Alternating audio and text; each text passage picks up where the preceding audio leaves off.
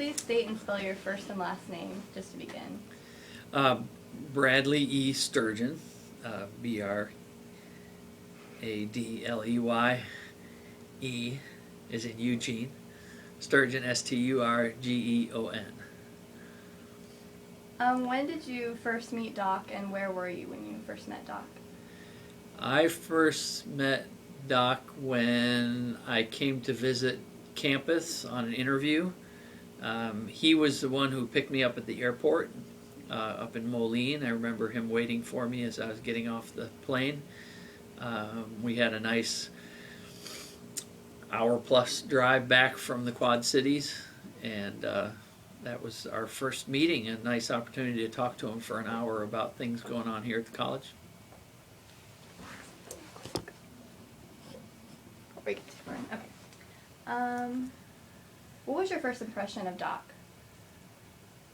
He had kind of a fatherly kind of appearance to him. He was kind of always looking out for you.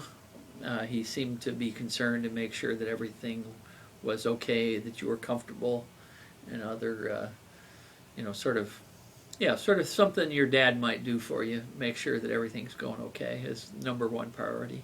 And did this first impression hold true throughout the time you knew Doc? Yeah, I think it was pretty consistent. It became less apparent, but I think Doc was always in the background, if not just thinking about the individual, but thinking about the group. And so I think he was very concerned about the department and about the college and these sorts of things. So it was, it just sort of took on a different form as you got to know him more and more. But yeah, generally he had that fatherly kind of persona to him.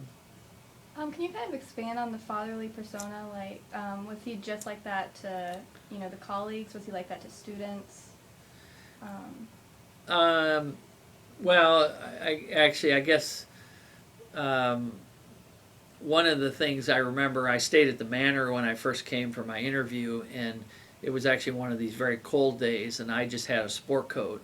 I didn't actually bring a heavy jacket because it really wasn't that cold out.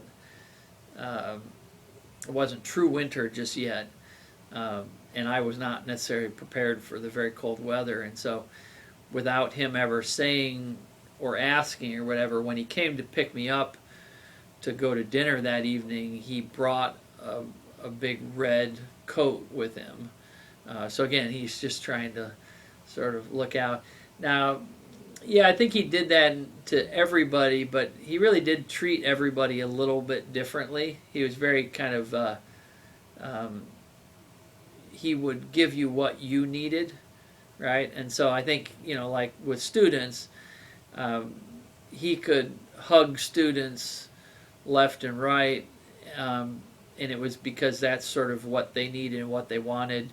And again, in that fatherly kind of figure, if I tried to hug a student, it might be kind of weird, but he had this way of having such a close, caring relationship with everybody that it was pretty common for him to just kind of hug on you. I don't know if I ever hugged him though.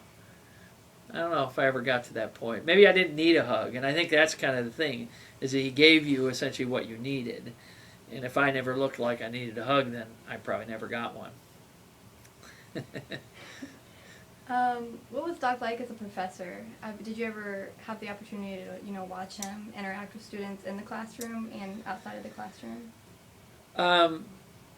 When I got here, Doc had essentially shifted over to being what would be a lab manager. And so, again, he was about the most highly qualified lab manager you could ever have. But essentially, he knew where everything was.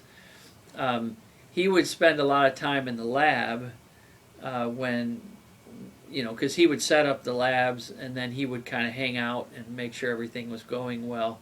So I never saw him lecture per se, but I think I can see his style of lecturing was very detail oriented, continually looking at the students to make sure they were understanding what he was saying and pausing.